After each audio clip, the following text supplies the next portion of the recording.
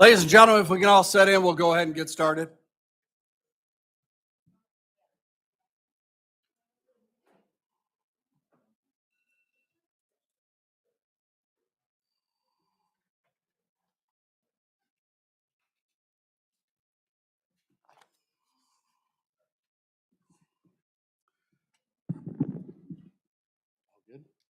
All right. Thank you. I'd like to call to order the Oregon City Council Committee of the Whole meeting of May 20th, 2024. If you would all join me in standing for the Pledge of Allegiance. I pledge allegiance to the flag of the United States of America, to the republic for which it stands, one nation, under God, indivisible, with liberty and justice for all. Thank you. As this is a committee of the whole meeting, there is no requirement for attendance. However, all council members are here with the exception of Mr. Wallensack, who did reach out to me earlier, had a conflict and let me know he wouldn't be here today. Also joining us this evening is Mayor Michael Safarian, City Administrator Joel Mazer, Clerk of Council Josette Snyder, Law Director Melissa Purpura, Public Service Director Paul Roman, Chief of Police Brandon Began, Assistant Chief of Police Ryan Spangler, Assistant Chief Mark Mullins, Finance Director Nick Roman, and Building and Zoning Commissioner Stephen Schrate. We'll move on into our agenda for this evening. We will start with persons and delegations. And folks, as we've been doing, we'll try to limit you to about 3 minutes or so. About 3 minutes, Josette or I will give you a wave to let you know. We kind of start moving that up and try to wrap up in 4 to 5 minutes if we can. Gives everybody an opportunity to speak and address. First person we have for this evening is Lynn Gibbs. Lynn, will have you come up, state your name and your address for the record. Lynn Gibbs, 3145 Dogwood, Oregon. My remarks are directed towards Mr. Safarian and possibly Mr. Mazer, but he may be off the hook. I'm very concerned about the Boom Fest, so I don't need any comments from anyone else. This is personal opinion. Where it's scheduled to be is right between two assisted living nursing homes, both of which have dementia units. And it's right next to a 3-story senior living thing. It's also not far away from a behavioral health place that takes care of PTSD patients. I have family members in these facilities. So when I saw that on Facebook, and I didn't know where it was going to be because I've never attended, so I have no personal opinion about the Boom Fest, never been, don't intend to be, so I don't care, okay? This is solely on where it's at. So today when I was at 2 different nursing homes, I had to go to 3 today, I asked the administrator if he knew anything about it, and his answer was no. I talked to the director of nursing if she knew anything about it happening on that night. Her answer was no. I couldn't talk to the administrator at the other facility. He wasn't in. But the director of nursing did spend some time with me, and she said no, she did not know anything about this. Let me tell you what happens when you have a dementia patient who hears loud noises, rock bands, and fireworks. It's not healthy. They either have to up their meds or they have to calm them down, and they have to bring in extra staff to do that. Now, 2 of the people I'm talking about right now just got put on hospice care. So I may be acting quite emotional, and I apologize for that. But I'm very concerned. I did try to reach Mr. Dunn to voice my opinion today. I realize it's probably too little too late. I wish I'd have known about it before. I do know why you're not at Oakshade, but that doesn't matter to me either. What matters to me is those people, the elderly people that can hardly take care of themselves over in nursing facilities that are going to spend that night listening to a loud rock band, because I live not far from Oakshade Grove, so I hear it. Dogwood, Oakshade, I hear it, okay? There's no way that you're going to turn this down, and there's no way that they're not going to hear the fireworks. So I did not come here today for any political agenda. I came for personal reasons. My sister-in-law is in one of those facilities, not doing well at all. And I have a close friend in another facility, not doing well at all. And those two facilities are right between where you're going to do this. So I'm not asking anybody here any questions. I don't care about Boom Fest, no offense. Have Boom Fest, but please, please warn the facilities, help the facilities, do whatever it takes. Because this is not going to be a good night for these people. It's just not going to be. And that's all I have to say. Thank you, Ms. Thank you, Ms. Gibbs. Any response to your comment? You all good? Yes, and then we will contact, I didn't say we did.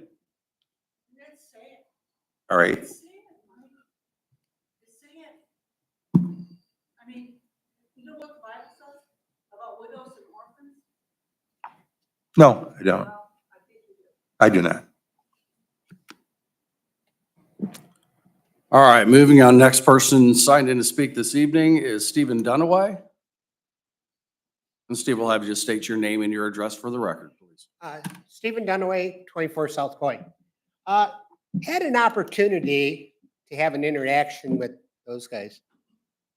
Well, not those guys in particular, but last Thursday, my son was involved in a horrific accident on Navarre Avenue. Really wasn't his fault. The policeman didn't want to cite him. He had to cite him. You know, I can't wait for the petition to go down the road to take care of all that craziness we have with the center lane. But I came tonight to call out the fact that when you get a phone call and you have to go somewhere like I did, and the people that work for our city should be called out for the service they provide to the people that live here. Between the police and the fire, didn't know it, even though my son wasn't hurt because he did a ditch maneuver and his $30,000 Harley had a run-in with a county truck that totaled it. He was okay, but the fire department showed up, did things that he said, well, I don't need you, but they did it anyhow. And so a couple weeks ago, and that's why I'm here tonight. First, thank you to the police department. I want you to find out who those two guys were, please. Call them out. And you call out that crew that went out. Because it's a big deal. We live here and we put up with the road during the summer when it's, you know, everybody going to Cedar Point and everything else and the craziness that goes on. And not that I don't want that. It's good for taxes. But these people do a good job. But we've also had a thing that we've been discussing. And I really want every single council person to think about this. I only lived in this city 2 years when I had to call the fire department. And it was all volunteers. I had a whole bunch of people come into my kitchen in my home because my son shot himself with a Finnish gun. A Finnish gun. 1/8 of an inch below his heart at 3 years old. Ed Schweitzer trashed my house. You will never tell me we do enough for the fire department. And I just want to voice my opinion because I didn't come to the council meeting where we discussed it.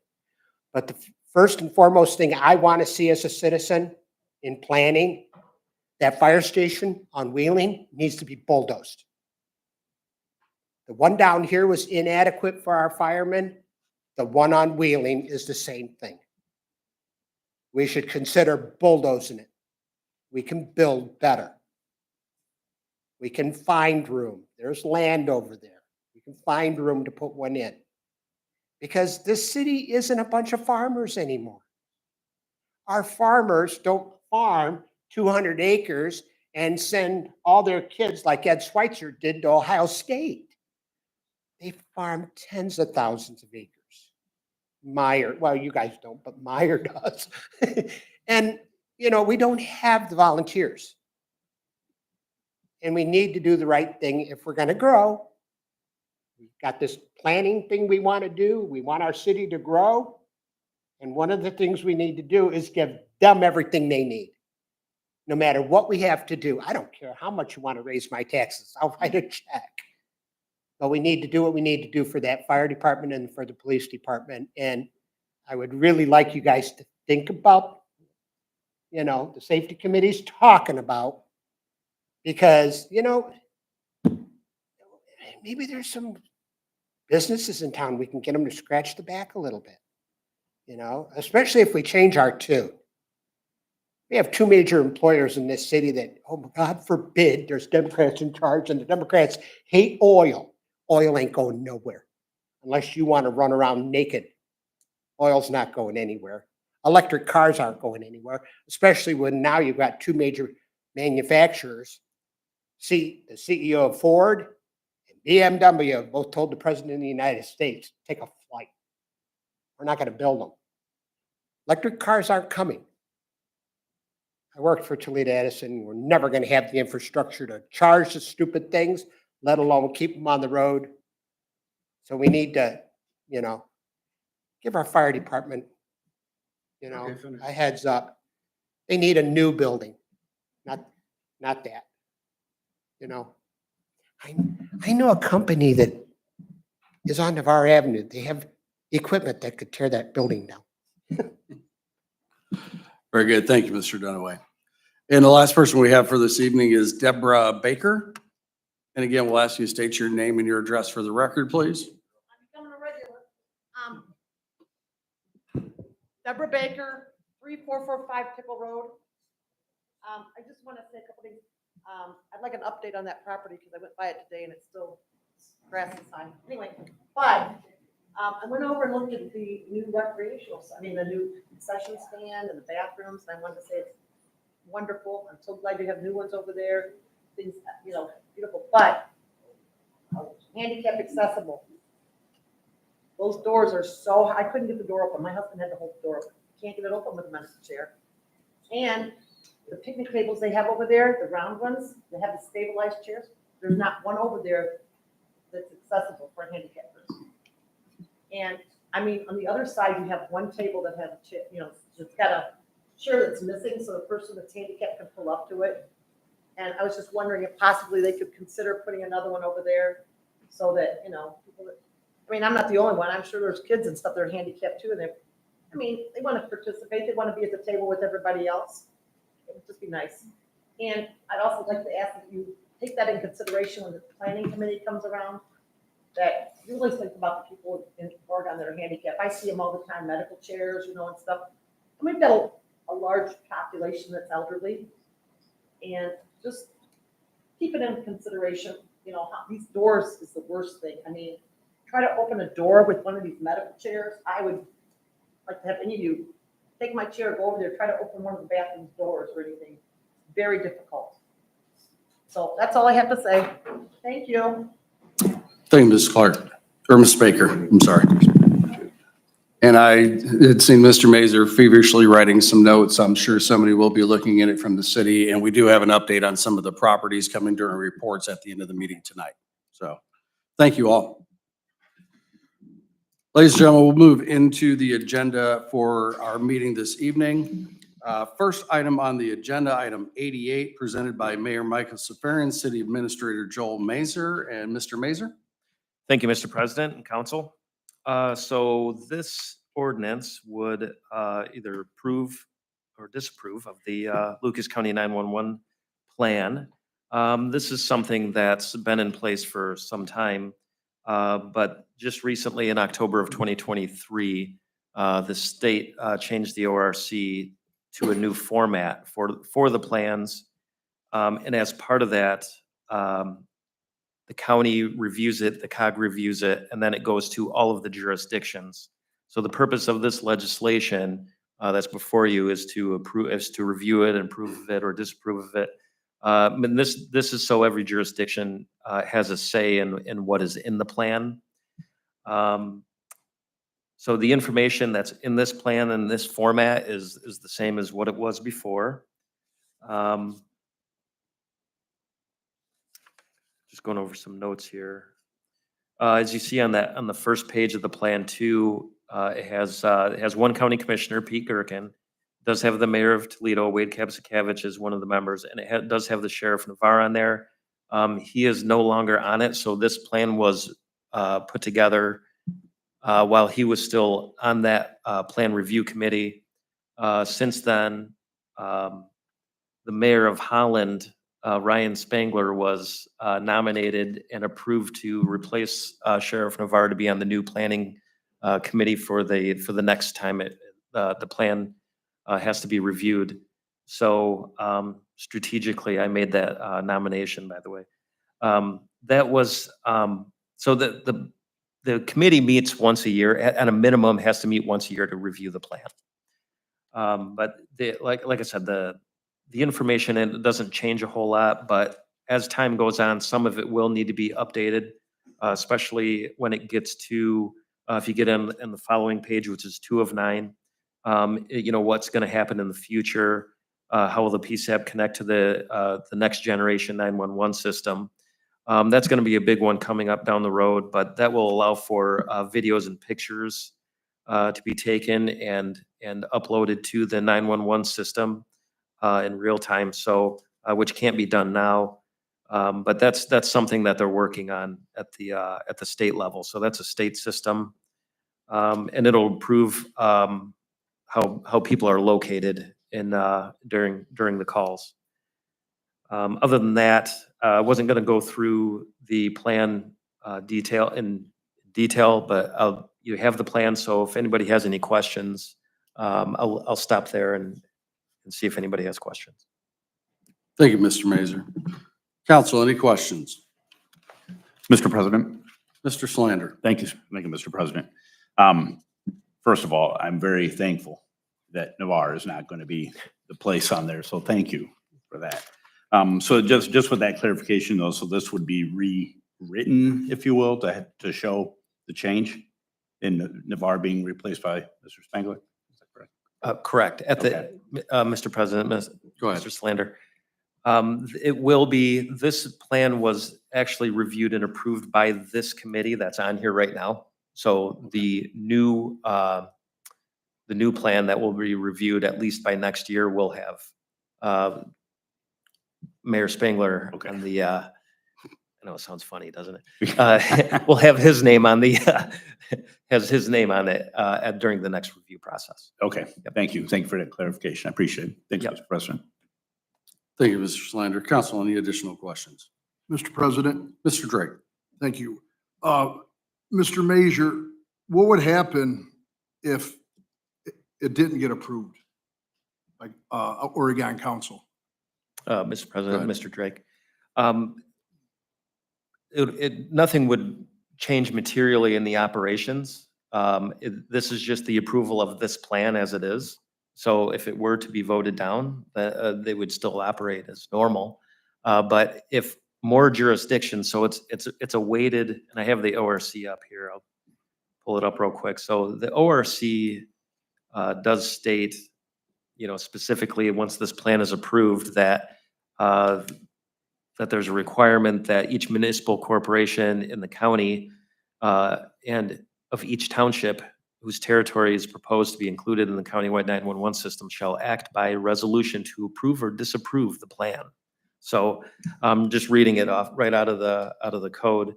And right now, 9 jurisdictions have, because I asked earlier today, 9 jurisdictions have passed resolutions to adopt it. And I think 2 more, Toledo being one of them, still has to review it and approve of it. But I don't know that there will be any issues there. But I mean, if it did get disapproved by Oregon City Council, I don't think it changes anything in the plan. But if more jurisdictions by a weight of population, I think it says 60% in here of the population, disapprove of the jurisdictions approve of it, and it's 60% of the population, then it goes back to that plan review committee, who would then review the plan and take any suggestions to change it. But I mean, if there are, I mean, right now is the time really, between now and next week to voice any concerns about what's in the material in front of you. And then, if you have any suggested changes or any comments on it, now would be the time to make those comments on it. Okay, thank you. Thank you, Mr. Drake. Council, any additional questions? Mr. President, Ms. Sacrament? could Mayor Spangler, could you give us a few words about how you kind of sell us? Go ahead, Mr. Spangler. Mr. President, so Ms. Ackerman, the plan that is before you is something that's going to be reviewed each and every year. And again, as Mr. Mazer said, as long as 60% of Lucas County's population approves that, so take into account the population of the city of Toledo versus everyone else. If that gets approved, it's all about the material that's within the plan.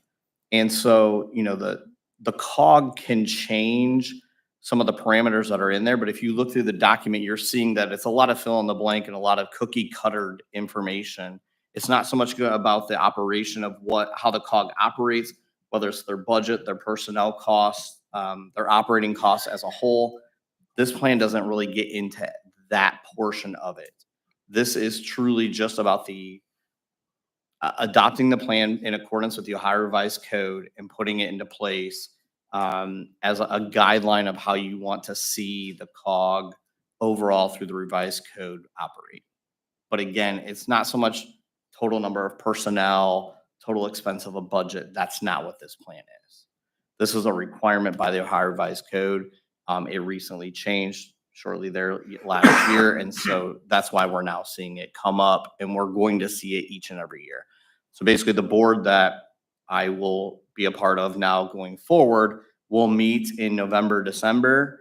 The data will already be put into place for us for review, for editing, for changes, modifications as we see fit. And then we prepare it and send it out to each and every one of the jurisdictions in a form of a resolution for them to either approve it or disapprove it. Thank you. You're welcome. And Mr. President, may I? Thank you, Assistant Chief Spangler. Ms. Ackerman, anything further? Good there. Mr. Mazer? Yeah, one thing I wanted to point out is that I would liken this to similar to the Solid Waste Management District's plan. So the Solid Waste Management District also, and which was approved by council earlier this year, they're required to put together a plan, and then there's a requirement that it shall be reviewed by the jurisdictions after it's approved by the Solid Waste Management District and goes through the county commissioner review. So it's similar to that. It's that they kind of took the, ORC language and just want to make sure that the jurisdictions have a say and have a chance to review what's in the plans. This one's not as elaborate as the Solid Waste Management District. I mean, like Assistant Chief Spangler said, this is a lot of question answers. That's all it is. The format's changed. The reason for that change in the format was because over the years, and I'm going back to 1986 when the Lucas County's first plan was put together, the ORC amendments kept happening over time. So everybody's plan throughout, all 88 counties were coming into the state, and they were all different. So what they wanted to do, and by doing it this way, was to change the format so it's all similar. So it's same format, so it's easier everybody's kind of going off of the same, putting together the information that they need to put together. So it's not, it's less difficult for them to review too. And you don't have variations amongst different counties that are too far off. So, thank you, Mr. President. Thank you. Thank you, Mr. Mazer. Council, any additional questions? Hearing none, I'd seek a motion to move item 88 of 2024 to next week's agenda.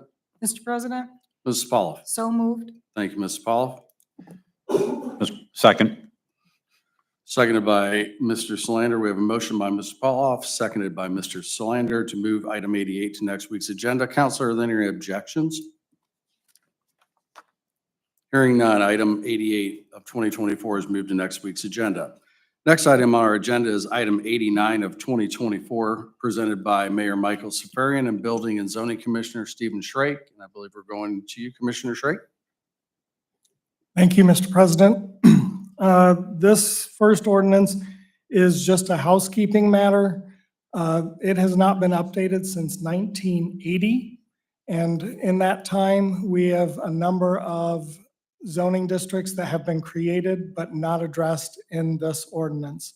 So this is adding those sections in, as well as making provision for any future zoning districts that may be created.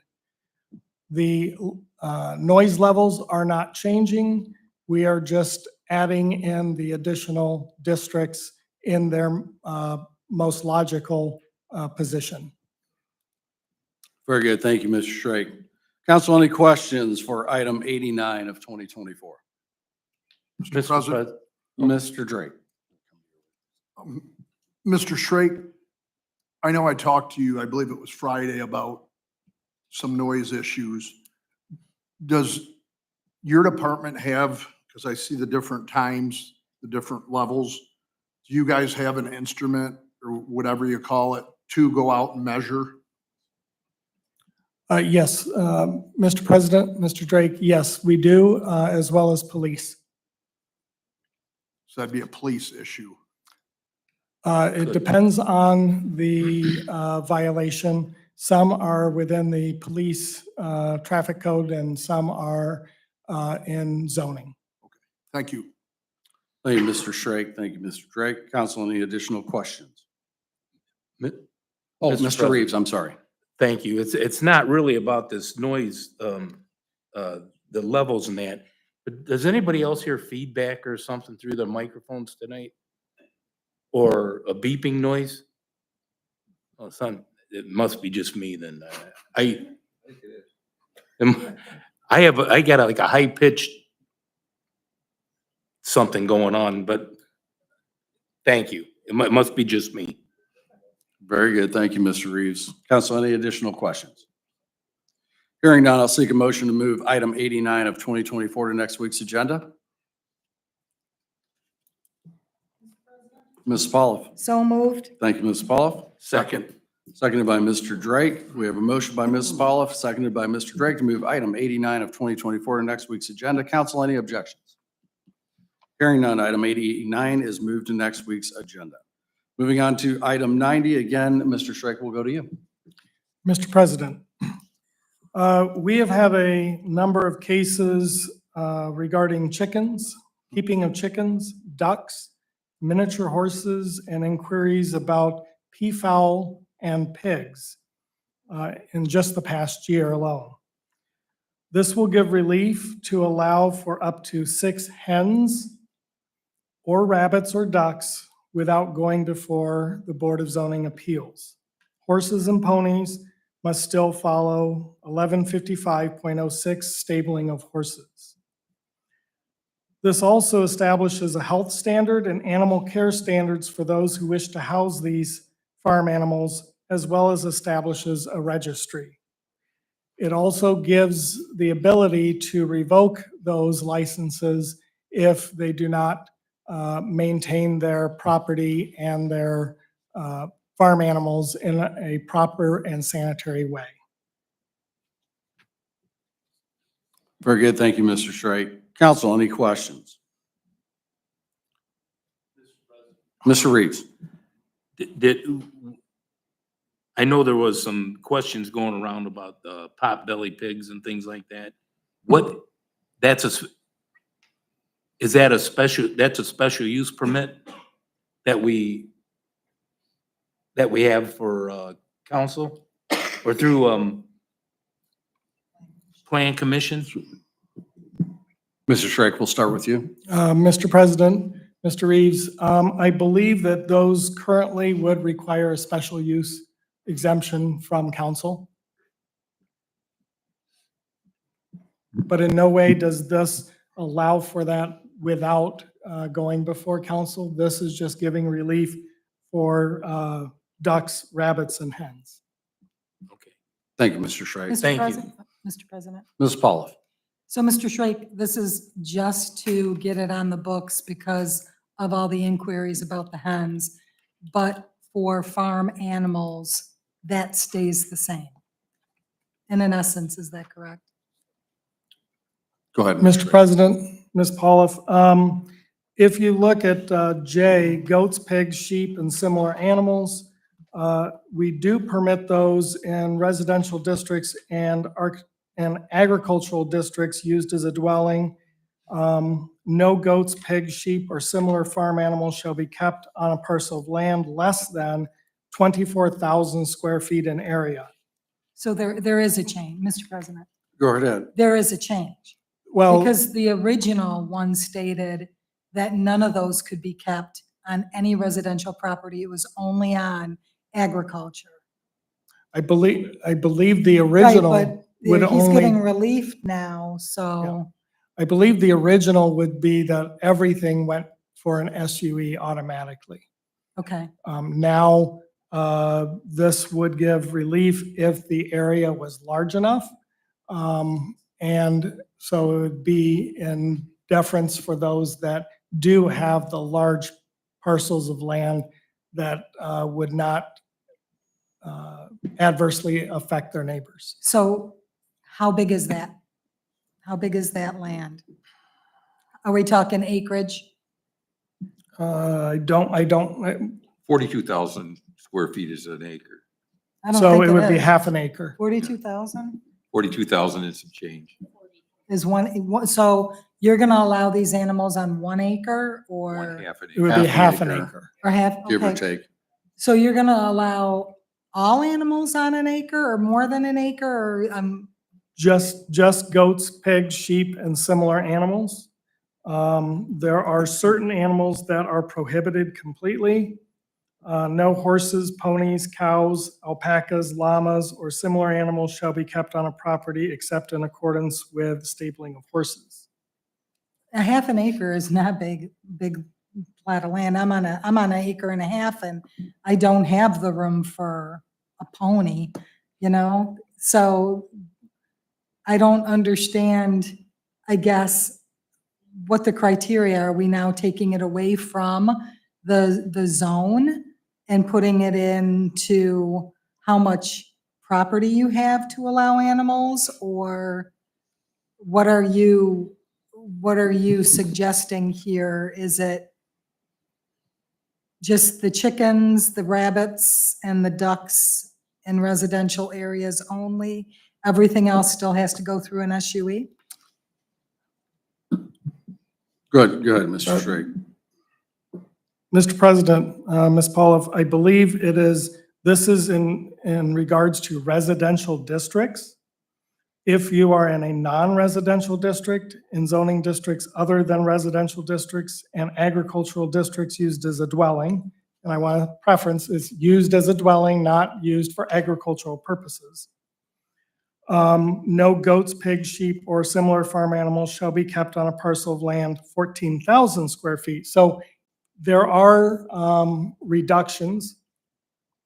If council would like to remove those and leave it left to an SUE is required, we can certainly do that.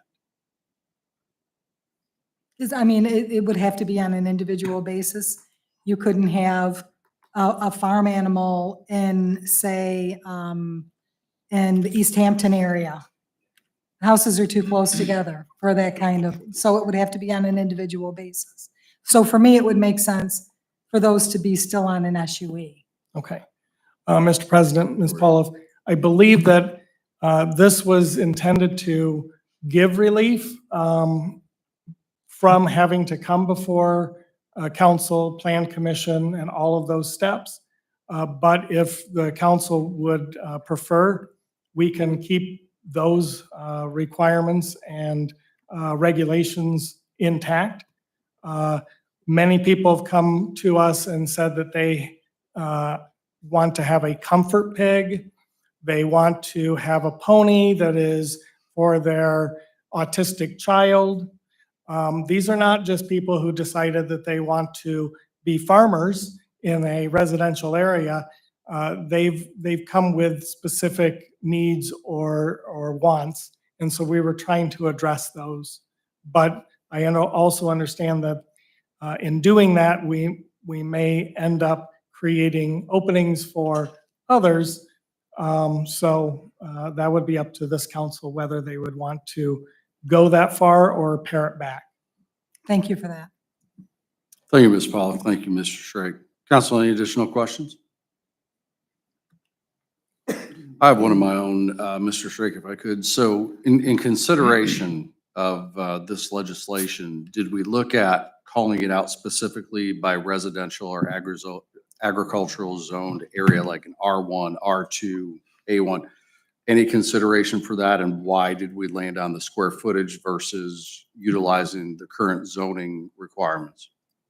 Mr. President, the square footage is only for those items of goats, pigs, sheep, and similar animals, or which was specific to residential and only residential. We do have specific prohibited poultry in anywhere in the city, and that is roosters, geese, peafowl, guinea fowl, pigeons, turkeys, and similar animals on any district lot because of the noise, because of the stench, and odors, as well as most of the cases that have, almost all of the cases that have come before us, the residents and the neighbors have been very much against having roosters and other animals that will keep them up in the morning, at night, and so forth. Fair enough. Thank you, Mr. Schrake. Mayor? This really preempted when we were having a lot of requests for chickens to come before the planning commission, which initiated the action at council, referral to planning commission, back to council. So it was kind of a council planning commission maneuver to achieve chickens. And it started a little over 10 years ago. We might have had some requests even prior to that. But 10 years ago, we started getting regular requests, and we kind of refined what we would accept at the planning commission. And it was always the belief that we would create legislation like what you see here today to see how we were able to work it out and what we thought was a fair deal, so people wouldn't have to continue to pay a $300 fee and then come before planning commission and council. I never thought the other part of the animals was going to be part of that. If you guys, I'm all for plucking that out. The ducks and chickens, I think we come to a very fair understanding. We have had minimal complaints when people did abide by the rules we set up at the planning commission, which is what Mr. Schrake mimicked with this legislation after what we found to be successful. The others, the animals, I don't have a problem that they have to come before council with the request, because otherwise I think we're going to have a bunch of other requests that neighbors will be saying, how did you let this happen next door to me? So I'm all for you guys plucking it out. I didn't know it was in, otherwise I'd have plucked it out before it got here. Mr. President. Mr. Schrake. I'd also like to note that the surrounding communities all have some sort of ordinance in place to address, at a minimum, ducks, chickens, rabbits, and so forth. We also have in our community a lot of children that are 4-H, and that is part of their 4-H type of activity. But we also have to be cognizant of neighbors and being good neighbors, where we manage that properly and respectfully for our neighbors. Thank you, Mr. Schrake. Council, any additional questions? Mr. President, Mr. Drake. Mr. Schrake, how many special use permits currently are just a ballpark figure that people have asked for chickens and ducks and geese and? Go ahead, Mr. Schrake. Mr. President, we have two up for the Plan Commission next week. Or tomorrow, sorry. And we also had two enforcement issues. One where they had 30 Bantam chickens. And of those 30 Bantam chickens, there were 7 roosters. And then also we had another request for chickens as well, both of which had indicated that they would be eliminating those chickens, so they never came all the way through the SUE process. But tomorrow's ducks may come all the way through the process and will be before this council because this ordinance has not been established or passed. Okay, and one more question. How, just out of curiosity, how'd the number 6 come up? Because I remember before with the Bantam chickens, a lot of farmers I talked to said, you know, for a single dwelling home, 4 chickens would be plenty of eggs. I don't eat eggs, so I wouldn't know, but just out of curiosity, why 6? Mr. President, this is based on all the surrounding communities. They've limited everything to 6. So that seems to be the magic threshold or number throughout all the surrounding communities. Yeah, I would add, since my time here, I think most of the times it's come through a special use, 6 has been the number, regardless of the property size. I think just in common practice, 6 has always been our number. Fair to say. Mr. President. Mayor. And this started when we started seeing these with some regularity. We'd have 6 or so applications a year through the Planning Commission for chicken requests. And we kind of, different requests were for a dozen, some were for 10, some were for ducks and chickens. And what we found worked. 6 seemed to be manageable. We didn't see complaints. And as long as people stayed on and maintained their facility, we get very few complaints. I don't know if, Steve, if you see more, but it seems to be a very manageable number and people don't have a problem with it. Mr. President. Go ahead, Mr. Shree. That is true. Even in the cases of the 30+ Bantam chickens, the neighbors were okay with if it were 6 or smaller numbers. They were just concerned about the larger numbers because as you have more, then you also multiply everything, waste, food, and so forth, and noise. So it is also our understanding, we've been schooled by these people that raise these, that they have to have companions, or it's best to have companions for them so that they're not just a lone chicken or a lone rabbit. And so that's also important in proper managing of their well-being. Thank you, Mr. Shree. Council, additional questions, comments? The only question I would have, if there's no more from the floor, Mayor, just hearing what you're saying, don't want to put words in your mouth, but what I'm kind of hearing from you is you'd be okay if Section J was not a part of this. That's the one with the goats and stuff. I would say, and you wouldn't have to amend it. We would, how about Would we you like as to the represent? administration would ask a friendly, We'll addition to move that. to forward with the Without- expectation that Section J will be removed That would at be- consideration next week. That's what we. Fair enough. Okay, sounds like a fair enough compromise, because like I said, I want to make sure you guys are lockstep on what you're proposing as well. So that would be the expectation, is Section J from what's been proposed to us this evening will be removed, which takes out, I'll say, the farm animal side of it and leaves the, I'll say, small game pet aspect of that. With that said, I would seek a motion to move item 90 as discussed to next week's agenda. Mr. President, Mr. Reeves. so moved. Thank you, Mr. Reeves. Second. Seconded by Mrs. Pauloff. We have a motion by Mr. Reeves, seconded by Mr. Pauloff to move item 90 of 2024 to next week's agenda. Counselor, are there any objections? Hearing none, item 90 is moved to next week's agenda. Item 91 of 2024, again being presented by Mayor Mike Safarian and Building and Zoning Commissioner Stephen Schrake. Mr. Schrake.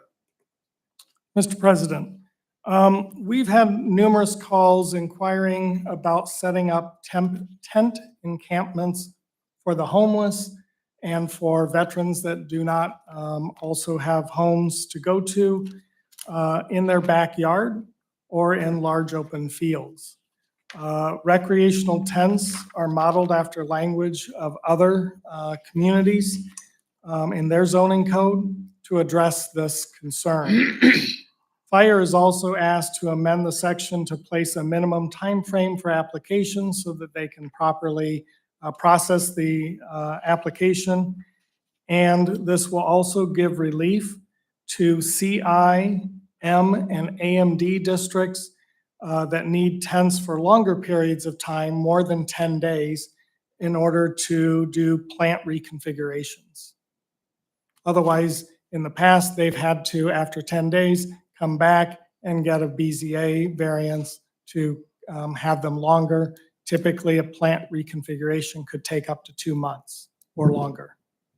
Very good. Thank you, Mr. Schrake. Council, any questions for item 91? Mr. President, Mr. Reeves. thank you. Mr. Schrake, what is considered a air-supported structure? Go ahead, Mr. Schrake. Mr. President, Mr. Reeves, an air-supported structure would be one similar to what you would see like as a golf dome, where it is air pressure that is holding up the membrane. And when that pressure is released, then the membrane will collapse, just like a balloon would collapse if you let the air out. That is only included because that is part of the building code's definition of membrane structures. Mr. President, Please. is there a size limitation or minimum size that you don't have to? For instance, I have a bouncy house. Okay. For my grandkids. That's the only thing I use it for. Do I have to get a permit or relief for that to, when they come over and I put it up? I mean, it's tent staked down and everything in the backyard, or like when the German American Festival goes on, my daughter puts up a little tent in our backyard for their beer pong or whatever the heck they're playing and that stuff. Do we have to get permits for that? Go ahead, Mr. Schrake. Mr. President, Mr. Reeves, those would be amusement structures in my eyes. And so I would interpret those as amusement structures, not tents. We're really addressing the tents as we all know it, the more common definition of tent, and not those. Those would be amusement structures, and those would not require any permit. Thank you. Thank you, Mr. Reeves. Thank you, Mr. Schrake. Council, any additional questions? Hearing none, I'll seek a motion to move item 91 of 2024 to next week's agenda. Mr. President, Mr. Reeves. so moved. Thank you, Mr. Reeves. Second, Seconded by Mrs. Pauloff. Thank you, Mrs. Pauloff. We have a motion by Mr. Reeves, seconded by Mrs. Pauloff to move item 91 to next week's agenda. Council, are there any objections? Hearing none, item 91 is moved to next week's agenda. Moving on to item 92, presented by Mayor Michael Safarian, Police Chief Brandon Began, and Chief Began, we'll start with you. Thank you, Mr. President. This ordinance is a request to purchase 8 additional mobile data terminals, or MDTs, as we call them. MDTs are the computers that we put in our vehicles for our computer-aided dispatch with the mapping and sends people to calls and all that stuff. It's a vital part of our operations. We were notified a while back that the operating system on some of our older MDTs will expire in October of 2025 next year. We were going to budget next year for the additional replacements that we've been doing each year, replacements of new computers that will be compliant with that. But to get the last ones switched over before that October date, The opportunity came up where we would get a discount due to a group order for other Lucas County agencies, that we'd be able to get these at a pretty significant discount. And so that's why we're bringing that forward to purchase the 8 last ones that we would need for the switch over for that. Very good. Thank you, Chief. Council, any questions on item 92? Hearing none, I'll seek a motion to move item 92 of 2024 to next week's agenda. Mr. President, Mrs. Pauloff. so moved. Thank you, Mrs. Pauloff. Second. Seconded by Mr. Solander. Thank you, Mr. Solander. We have a motion by Mrs. Pauloff, seconded by Mr. Solander on to move item 92 to next week's agenda. Counselor, are there any objections? Hearing none, item 92 is moved to next week's agenda. Moving on to item 93, and again, we'll go back to you, Chief Began. Thank you, Mr. President. This ordinance is one of our common contracts that we have. So we have one officer, excuse me, who participates in the FBI's task force, Safe Street Task Force. So we have one of our officers that goes there, works on a part-time basis. This contract is just the stipulations that set forth between our agency and the FBI in the performance of those duties. Covers the overtime reimbursement that we would get if there's overtime related to the task force, how we process those, how we submit and process those for payment, and all other aspects of the operation for this joint task force that we're a partnership with. Very good. Thank you, Chief. Council, any questions on item 93? Hearing none, I'll seek a motion to move item 93 of 2024 to next week's agenda. Mr. President, Mrs. Pauloff. so moved. Thank you, Mrs. Pauloff. Second. Seconded by Mr. Drake. We have a motion by Mrs. Pauloff, seconded by Mr. Drake to move item 93 of 2024 to next week's agenda. Counselor, is there any objection? Hearing none, item 93 is moved to next week's agenda. Moving on, we have item 94, and again, we'll go back to you, Chief Began. Thank you, Mr. President. This ordinance is a request for us to be able to put in for a grant through the Ohio Attorney General's office, and it is a drug use prevention grant.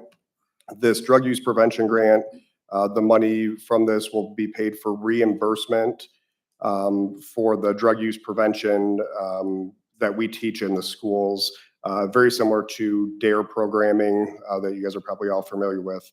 But it goes over many topics with bullying, drug use prevention, things of that nature that we can teach to the young kids in the community. Very good. Thank you, Chief. Council, any questions on item 94? Mr. President, Mrs. Pauloff.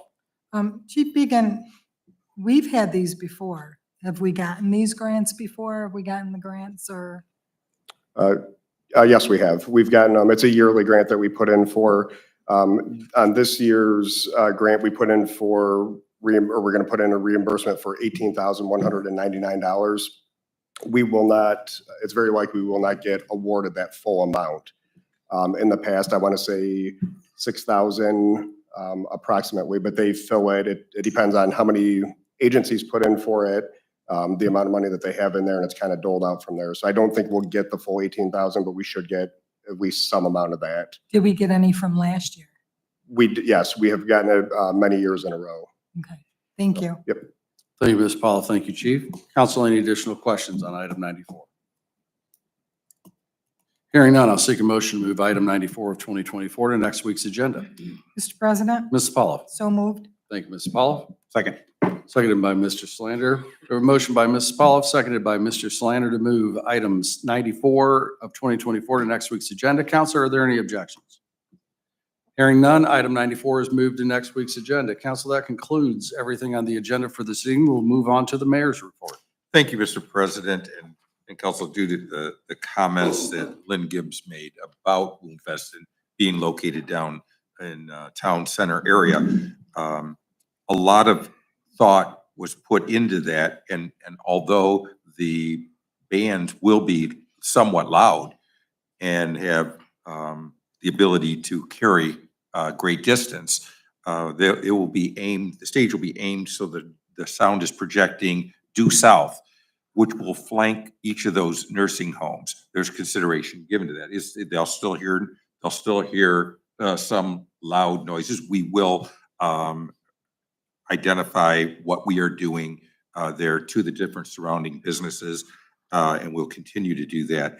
The fireworks are going to have some noise to them too, but it runs for about 35 to 38 minutes with that we will control. The truth of the matter is fireworks will be going up all through the night with other people into wee hours of the morning that we have very little opportunity to control. We are trying to be as considerate as possible. It takes a lot to pull this event off, and we'll do everything we can to make it as quality of event as well as not negatively impact, if at all possible, whenever we are able to take the steps for that. I will have you know that since Thursday at approximately 9:30, when I posted information, one of the informational pieces I posted on Facebook by Sunday evening had 5,300 views. So there were some with concerns. There was probably 20 different concerns that were on there, all that I look at and read and take into consideration. But to get 5,300 views in 4 days, pretty impressive, because most of them didn't have a negative comment with them. It was just that view. So people are interested. I choose to believe that people enjoy the event, and they were somewhat, there was a lot of comments about not having Oregon Fest. And so we got another event there that people are looking forward to, and we'll do the best we can to try to negatively impact as few as possible. Very good. Thank you, Mayor. Mr. Mazer. Thank you, Mr. President. So I wanted to give everyone an update on the few properties. One of them was 145 North Fargo.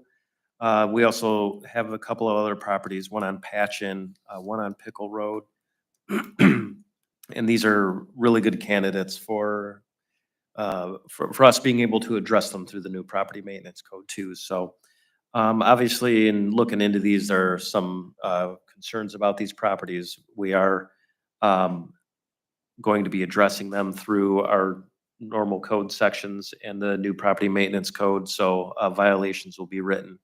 But also, we're going to seek some assistance, at least inquire about it through the land bank to see if there's any way that we can work with them on whether or not we have to do any expedited acquisition through them, or if there's any demolition funding out there for some of these properties like these that I mentioned. So we are working through those. We may have to come back to City Council with a revised MOU to kind of help us address some of these concerns and see if there's some assistance with the land bank. I also wanted to address the property that the Cardinal Stritch field with the equipment stored on it. I believe they have been mowing the property. Deb, I don't know if you've noticed or not, but if they've been mowing there or not at the Cardinal Stritch field across Coy. The equipment, though, we are addressing that with them, with their property maintenance people. So I noticed that there's more and more things being put out there. So we're going to address that. I wanted to address something that Mr. Dunaway talked about at Station 42. After looking at it, Mr. Shrake did have a chance to go out there and take a look at it. And that there are concerns. There are concerns with the new fire equipment, the size of the building, the size of the bay doors, and for the concerns about it being retrofitted even for long-term living. So if that's something we want to talk about later, we can. Just wanted to point that out, that there are bigger concerns there than what were, I think, originally perceived. We are addressing the Freeway Plaza as well. So that's another concern that I'm sure everybody else is. I'm sure I'm not the only one getting calls about that, but we are talking with the property owner on a more frequent basis about, either demolition or selling the property. So right now, He does have a demolition quotes. He's out of town right now. He's out for the week. He's at the convention that the retailers convention.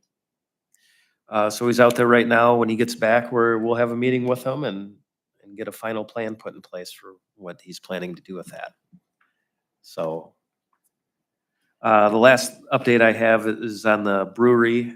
They are working very hard on getting that opened. We do have modified plans that I just received today, so we'll be going over those as soon as we get those approvals. Then they'll be on their way. They're hoping to get a temporary occupancy, at least for the brewing portion.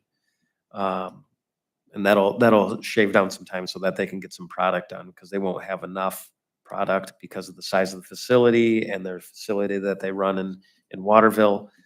So they're hoping to get that brewing operation started sooner. So we'll see if the plans check out and we can get them started at least on that. But they are still looking to open hopefully in June. I was just over there today. So, but no, they keep saying no promises. They're working really hard at it. And they're hoping everybody can stay patient, but they are working really hard. They're just as eager to get it open as everybody else is for them to be open. So that's all I have, Mr. President. Thank you. Thank you, Mr. Mazer.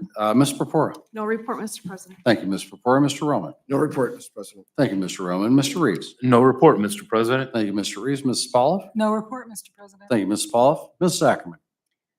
It's kind of a combination as far as my committee. I took part along with Councilman Salander, Jake and Cooper's he did the 5K run, 5K9 run, sorry.